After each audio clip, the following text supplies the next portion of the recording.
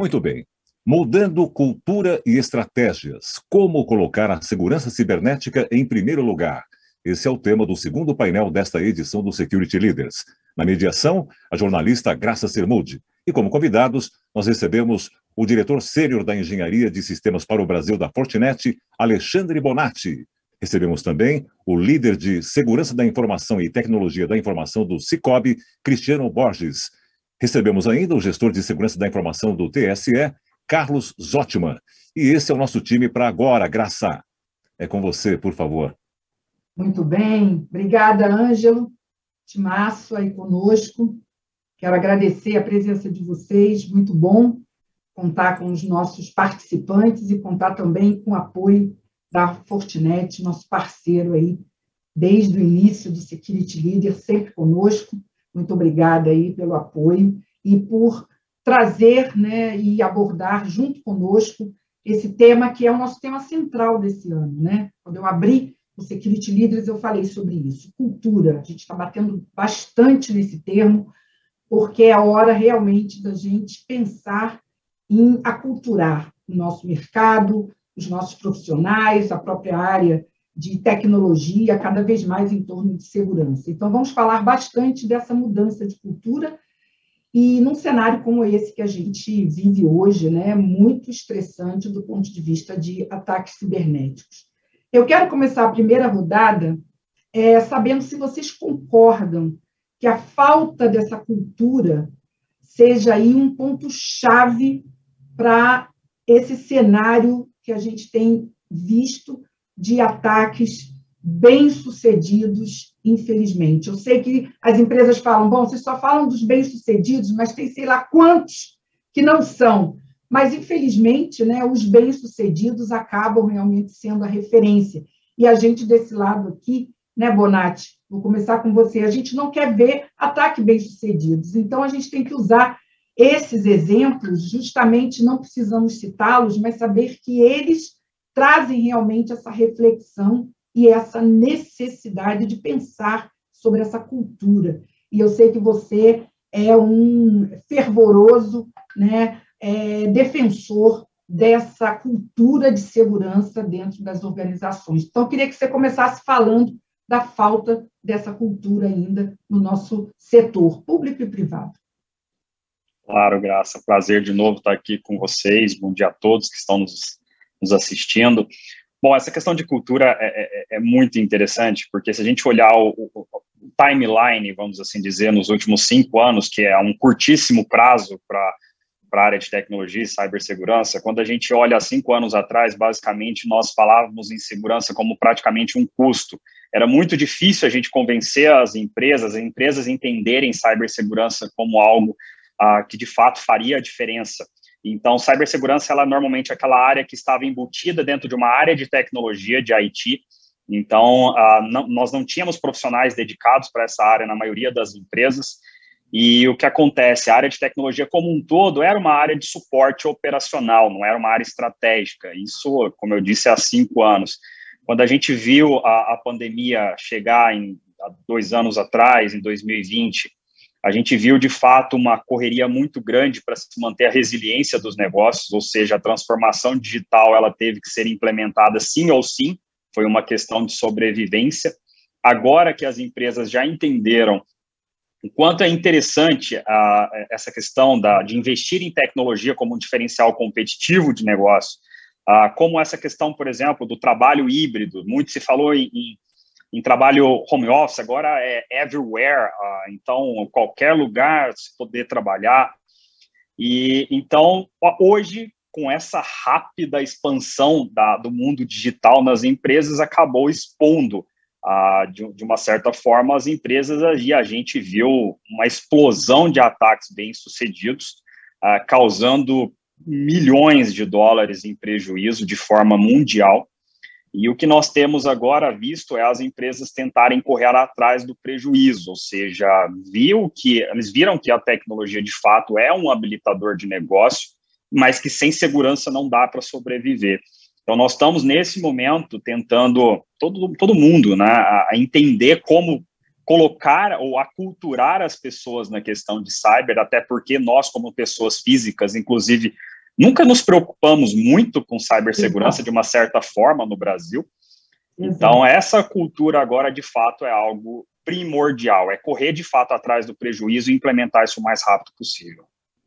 Excelente, Bonatti, fazendo aí essa linha do tempo e mostrando, né, Bonatti, que, na verdade, se a gente olhar para trás, foi tudo muito rápido, né?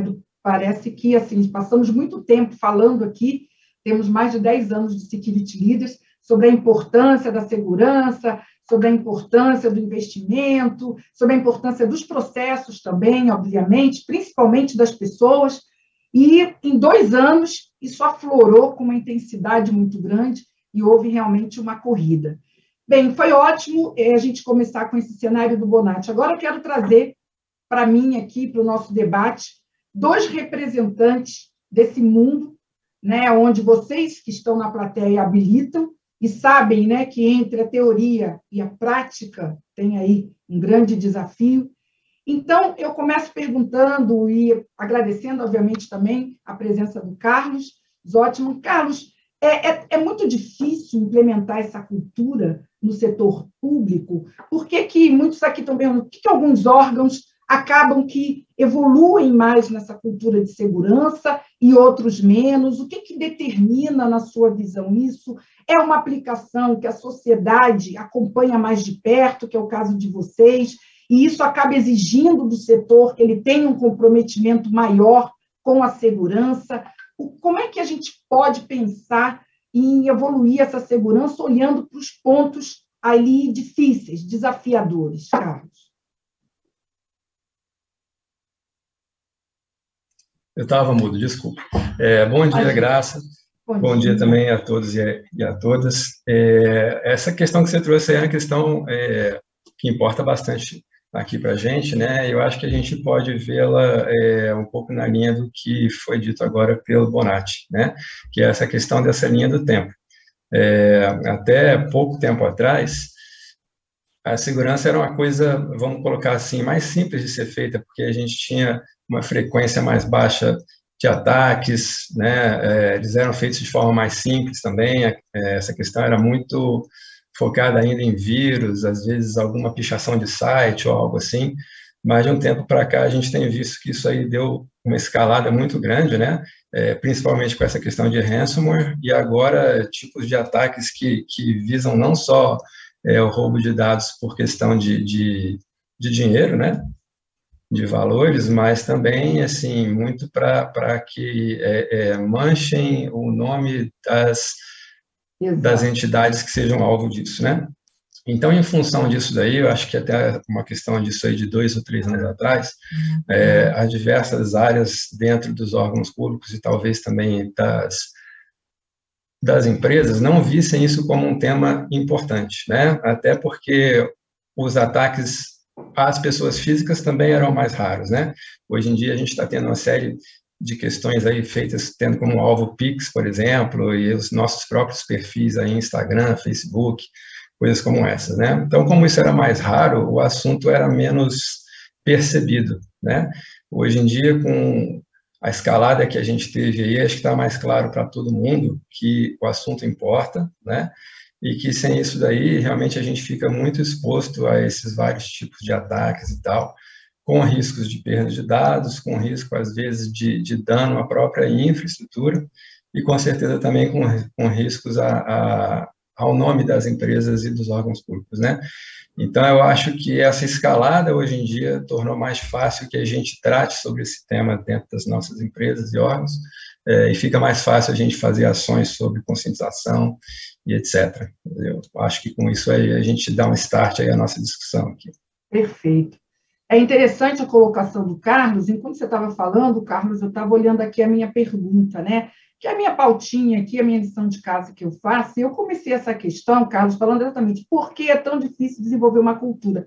E foi interessante que você contrapôs de uma forma muito interessante, porque você falou, não, agora está mais fácil, e é verdade, porque o Bonatti começou exatamente com essa linha do tempo, mostrando que o cenário atual, infelizmente, como eu falo sempre aqui, ao trazer né, tantos ataques indiscriminadamente, hoje não é mais. O setor financeiro era o setor alvo e já há bastante tempo teve que evoluir com uma cultura, enfim, com tecnologias, processos e tudo. Mas os outros estavam um pouco, né, acomodados em relação a isso. E com esse recrudescimento realmente dos ataques, passou a ser realmente uma preocupação. Então, ao contrário, hoje se torna mais fácil até você argumentar e você questionar. Eu quero trazer o Cristiano para dividir com você, está muito interessante essa primeira rodada. Você concorda, Cristiano, que hoje a gente tem um cenário que pelo menos ajuda na argumentação, ajuda para os líderes falar sobre essa cultura dentro das organizações, ou você ainda vê pontos aí difíceis, né, e desafiadores para implementar essa cultura? Bom dia a todos. É uma excelente questão, né? Eu acho que o tema é muito pertinente e crítico para as organizações. Segundo o Gartner, nós tivemos 6 trilhões de dólares em prejuízo com esses crimes cibernéticos. E só para... Números assustadores, né, Cristiano? Quando a gente traz assim, uma coisa é falar, quando a gente tangibiliza, assusta, né? E se a gente tangibilizar ainda em relação a se isso fosse um PIB, só para se ter uma ideia, seria a terceira maior economia do planeta, atrás somente dos Estados Unidos e China. Então, é claro que as organizações, né, elas tendem a dar uma atenção especial.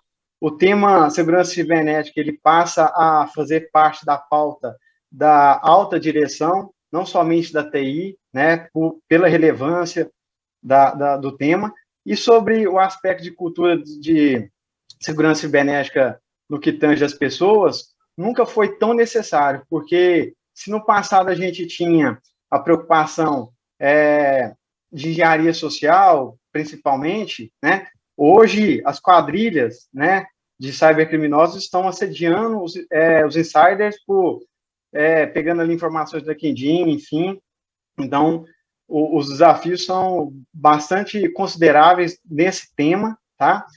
E um ponto importante que eu queria trazer, que dados da Febraban, ela diz que as instituições financeiras investem cerca de 2 bilhões em segurança cibernética, e isso já está representando 10% do total do setor de tecnologia. Então, é algo que está sendo realmente tratado com muito critério, com muita responsabilidade pela alta direção, porque os desafios, eles tendem a cada vez estarem mais complexos. Perfeito, excelente essa primeira rodada. Vou trazer um pouco mais a nossa discussão para a realidade. Impossível a gente aqui estar o tempo inteiro trazendo, né, dados e informações de mercado. E hoje nós estamos vivendo um cenário bastante complicado. A gente falava de guerra cibernética e parecia uma coisa que estava longe, né? A gente sabia de ataques envolvendo questões políticas, geopolíticas, mas hoje a gente vê isso acontecer. É claro que o nosso foco aqui é tecnologia, mas o que eu quero dizer, Bonatti, é que hoje você não dissocia mais nenhum fato social, nenhuma questão econômica, nenhuma questão geopolítica, geoeconômica que não tenha tecnologia envolvida e, principalmente, segurança cibernética, né?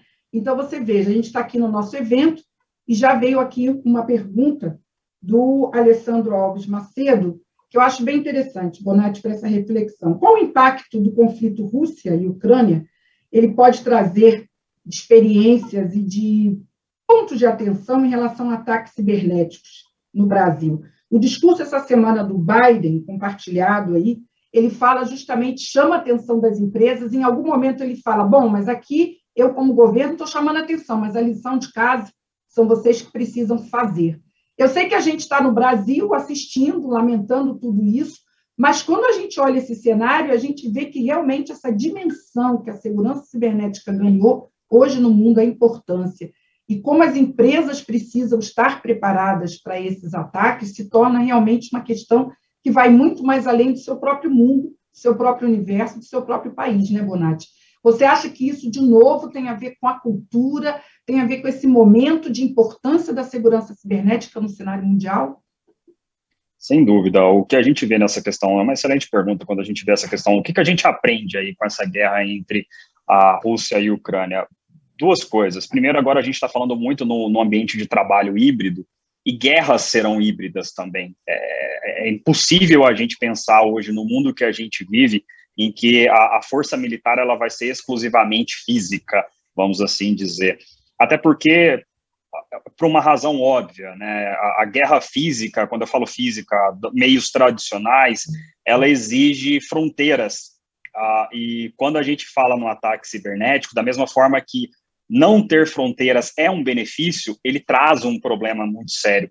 O que eu quero dizer com isso? Ao mesmo tempo que a Rússia está atacando a Ucrânia por fronteiras, através de soldados militares que a gente conhece tradicionalmente, os atacantes, eles estão atacando Estados Unidos e demais outros países de forma remota, ou seja, causando um prejuízo enorme para outros países em que a fronteira física não existe.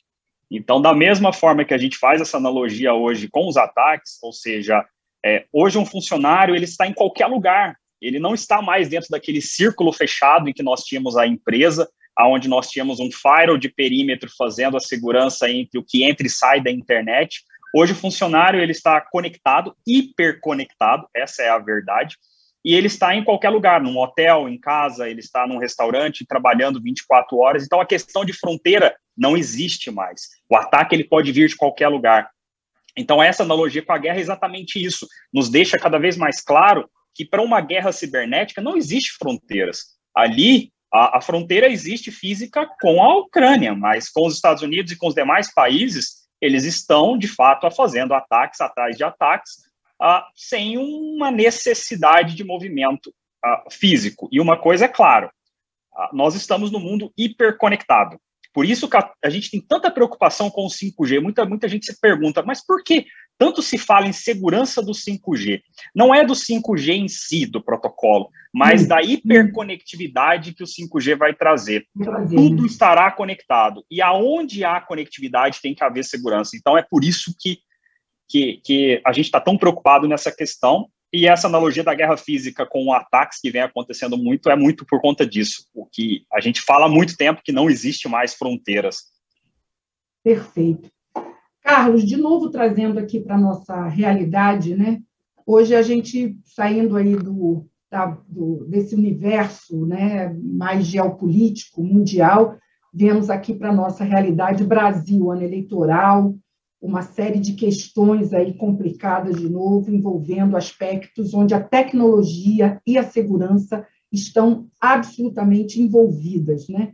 Então, o quanto você vê agora, né, em 2022, esse desafio e o quanto, de novo, a importância da segurança cibernética, a cobrança que se faz em relação a isso é, de novo, né, um fator positivo do ponto de vista de aculturamento, e até um exemplo para outros órgãos. Muitos aqui estão questionando essa diferença entre os órgãos de governo, muitos mais avançados, outros menos, e se não seria até a cobrança da sociedade em relação a ações que acabam levando determinados órgãos a evoluir muito mais em questão de segurança.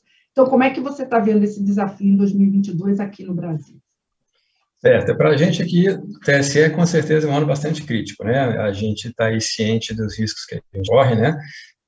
Eu queria trazer até uma questão que o Bonatti trouxe aqui também, que vai um pouquinho pelo outro lado, né? As posições que um órgão toma, por exemplo, uma empresa, isso por si só pode fazer com que esse órgão seja alvo de ataques, né?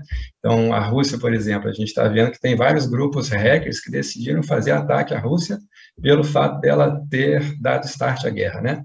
Então, isso é uma amostra de que, dependendo da posição que você toma, isso pode te colocar como alvo também, né?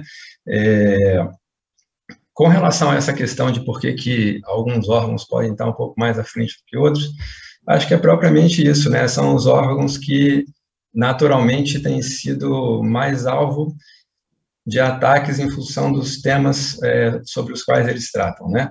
Isso daí faz com que você já tenha grupos que se posicionam de uma forma mais firme a favor ou contra aquele certo órgão, e isso se mapeia também nos ataques que esses órgãos sofrem, né?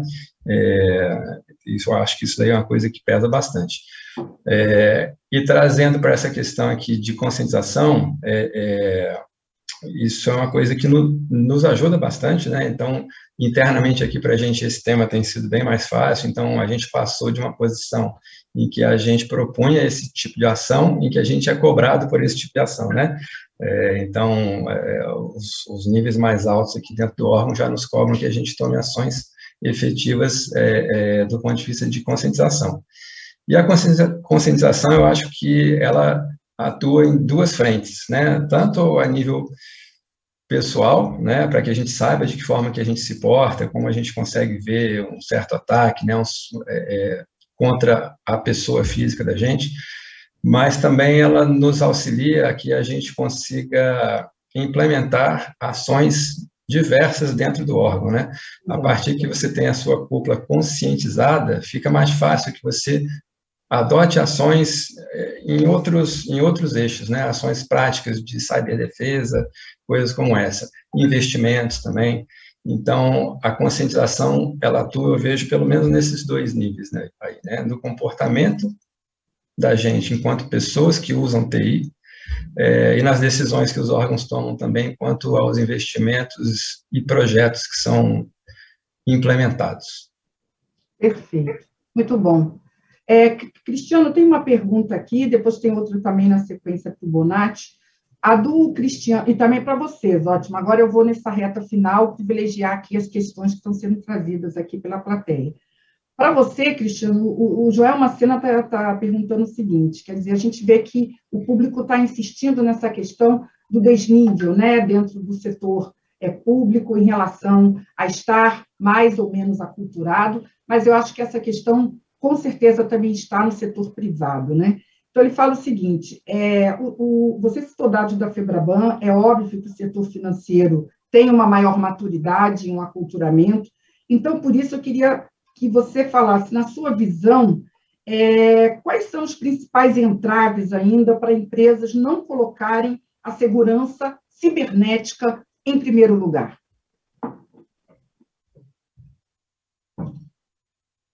Excelente Boa pergunta, né? Boa pergunta. Muito excelente pergunta. Então, como foi mencionado, o sistema financeiro, né, ele é bastante maduro em termos de segurança cibernética, até fazendo um link na fala do Bonatti sobre a questão do embate da Rússia e da Ucrânia, né, quando foi tomada a decisão de desligar a Rússia da rede SWIFT, né, que interliga o sistema financeiro mundial, nós automaticamente redobramos, né, o nosso monitoramento, o aprimoramento de segurança na nossa interface de SWIFT, porque já vimos o indicativo de que poderia haver, né, uma onda de ataques, enfim, de ações, né, relativas a esse tema, tá?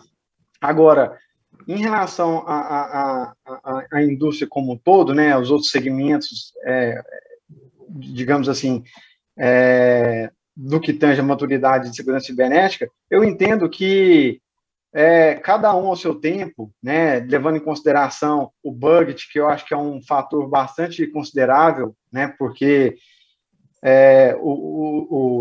as instituições financeiras, elas têm muitos normativos, por exemplo, a resolução do Conselho Monetário Nacional 4893, né, que nos exige estar em compliance com N outros pontos relacionados à segurança cibernética, tá? Agora, os demais segmentos, cada um ao seu modo, levando em consideração budget, levando em consideração a questão de regulamentação, entendo que a Lei Geral de Proteção de Dados, ela traz um avanço em todos os segmentos no que tange a proteção dos dados, né? É um normativo importante para ser observado por todos os segmentos. Então, eu vejo que, embora as empresas possam estar em diferentes momentos, eu vejo que existe um horizonte, né, favorável ao amadurecimento, né, de todos os segmentos do que tange a segurança cibernética. É essa a visão que eu tenho. muito bom passar esse recado positivo, que embora hajam desafios, estamos vivendo um momento na segurança nunca antes, né, vivenciado, e isso traz realmente essa nova perspectiva. Bonatti, para você tem uma pergunta aqui que eu selecionei, pessoal, é claro que vocês enviam muitas perguntas e eu vou destacando aqui as que eu considero mais interessantes. Então, eu tenho uma aqui, Bonatti, na verdade, não vou falar a pessoa, porque eu estou juntando, fazendo um combo, Bonatti, 3 em 1. Então, o que quer dizer, no fundo, essas 3 perguntas? Eu vou resumir aqui. Se estamos vivendo um momento mais positivo, né, embora a gente tenha um cenário de ataques mais positivo no sentido desse aculturamento de segurança, as empresas têm falado muito nessa expressão, não é se, mas sim quando e como.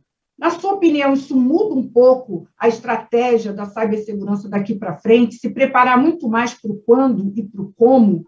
E aí, quando passa para esse preparo, o que muda um pouco em termos das tecnologias? Vai precisar mexer um pouco nesse aparato tecnológico montado hoje, porque as empresas investiram, né? Tem soluções aí implementadas, tem todo um investimento feito, mas quando a gente tem que olhar muito mais e se preparar muito mais para responder ao ataque, quando ele acontecer e da forma que tiver que ser feito, se você vê também uma mudança nesse modelo, nessa arquitetura hoje que está implementada na área de segurança. Então, acho que você, aqui no painel, é quem pode falar sobre essa mudança também cultural dentro da própria área de segurança, né, Bonatti?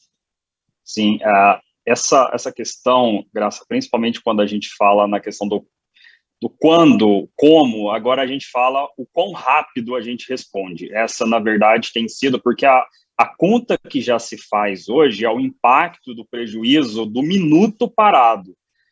Como eu disse, até há 5 anos atrás, era inconcebível, a gente não imaginava que um ataque poderia parar uma empresa uma semana.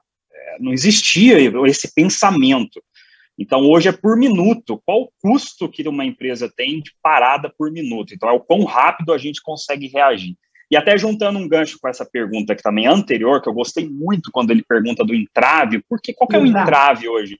E juntando com o que a gente vê de estratégia de segurança daqui para frente, é que a gente tem que deixar de tratar a cibersegurança como um produto. O que eu quero dizer como um produto? Antigamente era muito assim, eu tenho um vírus, eu compro um antivírus, resolvi meu problema. Eu tenho algo, eu tenho uma ameaça, eu compro algo, uma contramedida, resolvi meu problema.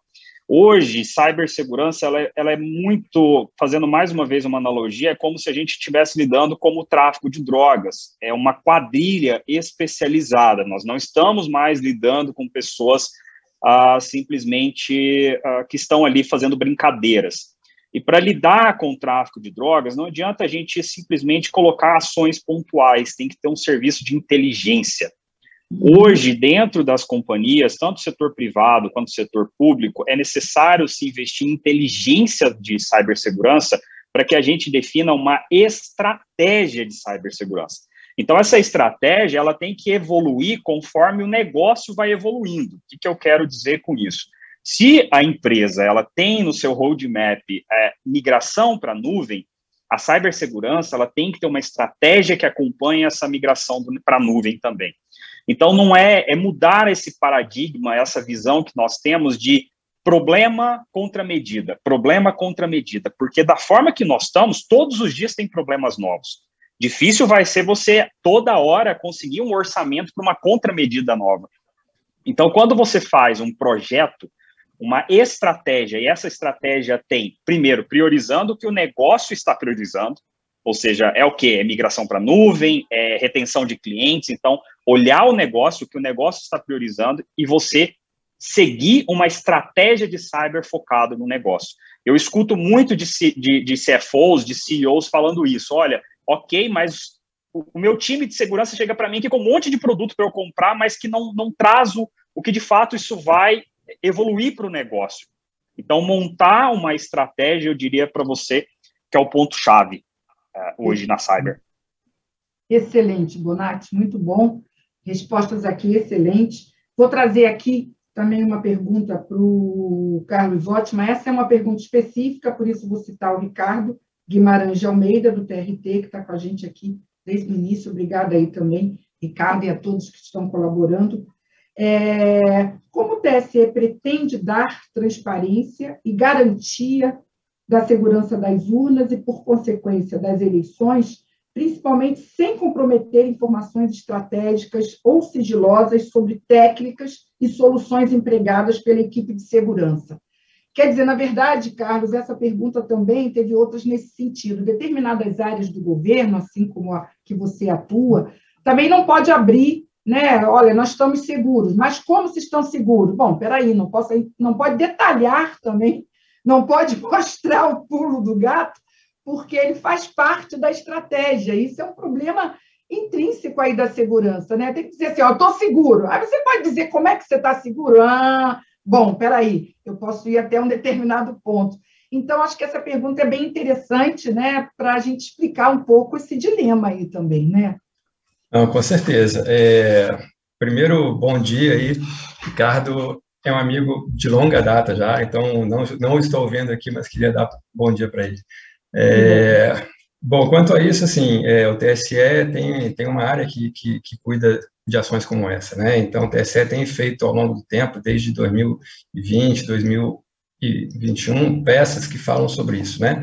Que falam sobre quais são as camadas que a gente tem na segurança da urna, quais são os métodos de auditoria que se tem também para que a gente pegue aqui ali uma fraude que possa ter sido feita, né? Então, isso tudo vem sendo feito já há bastante tempo, tem sido colocado no nosso site, no portal, e de vez em quando a nossa área de imprensa faz campanhas sobre isso, né? Então, isso vem sido pensado já há um certo tempo, né, e sido colocado em prática. Esse ano, agora, o que a gente tem de novo é que a gente já está em prática com um programa em que algumas entidades já estão tendo o acesso completo ao código-fonte da urna, por meio de convênios, né? Então, tem três entidades, eu acho, que já estão com isso daí assinado, já estão tendo acesso, então, ao código-fonte completo da urna, e vão ter como dar pareceres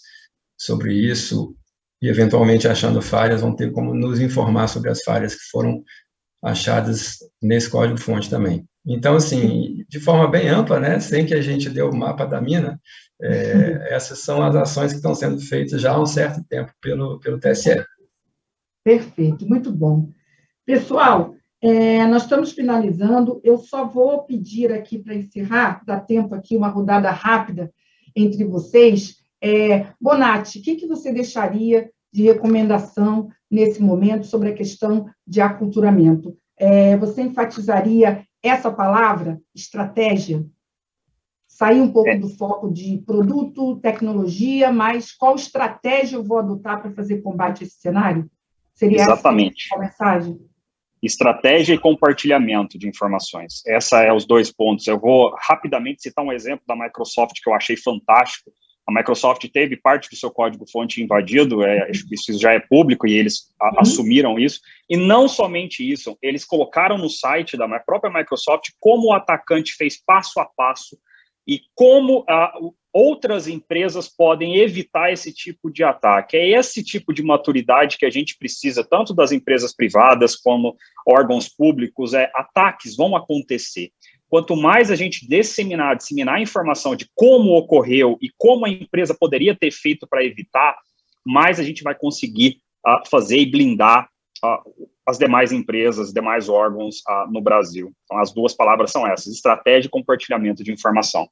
Muito bom. Cristiano, sua mensagem final aí, dá tempo rapidinho, acho importante. Você falou bastante sobre esse momento, né, e a oportunidade que as empresas têm de virar esse jogo, né? Não só o setor financeiro, mas como todos os setores, né? Essa é a sua mensagem, acredito, mais positiva aí para esse final, né? Não, perfeito. Eu gostaria de contextualizar, né, que até o nosso CIO do Cicobi, o Vilaça, ele sempre diz que a segurança cibernética é a premissa para a inovação. Então, vai muito de encontro, né, à questão de definição de estratégia.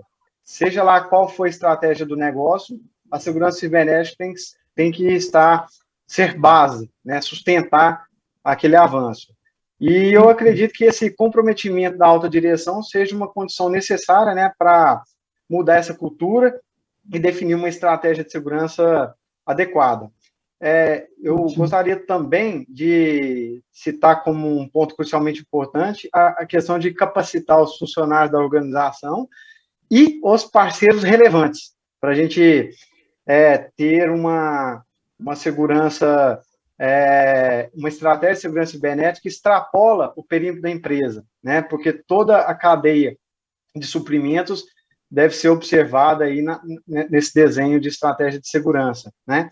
E promover a cultura de segurança cibernética corporativa aí com gamificação, talvez seja uma abordagem interessante. Dica, né? Muito bom, muito bom. Então, reforçando aqui inovação, envolvimento da alta direção, capacitação e usar recursos como a própria gamificação. Muito bacana aí a posição. Carlos, todos aqui torcendo, uma expectativa muito grande esse ano aí para o seu setor, vai ser inevitavelmente, né, muito exigido, mas eu queria que você deixasse uma mensagem final aí, que é importante nesse momento que nós vivemos aqui também no Brasil, e vamos viver ao longo desse ano, né? Não, tá ok. Pegando até um gancho no que foi dito agora, por ambos, né, essa questão de parceria é importantíssima. Eu queria colocar aqui uma parceria em outro nível, que é a parceria com entidades, vamos colocar assim, de mesmo nível, né, que sofram o mesmo tipo de risco, né? Então, para a gente, por exemplo, é importantíssimo parceria com os outros órgãos do nosso poder, né, com outros órgãos públicos, porque é muito comum que as ameaças sejam muito parecidas, né? Então, acho que isso é uma coisa que a gente precisa buscar. Ótimo. Pessoal, foi excelente o nosso painel, muito bom, várias mensagens aí, público agradecendo bastante, de nossa parte aqui, muito obrigada, e boa sorte para todos vocês aí nesse enorme desafio. Grande abraço, continuem conosco, vocês da plateia também, muitíssimo obrigada mais uma vez. Tchau, pessoal. É com você, Ângelo. Muito bem, Graça. Nossos cumprimentos aos convidados do painel que acabamos de acompanhar, com a mediação da jornalista Graça Sermude. Foi excelente, parabéns e mais uma vez obrigado a todos pela participação.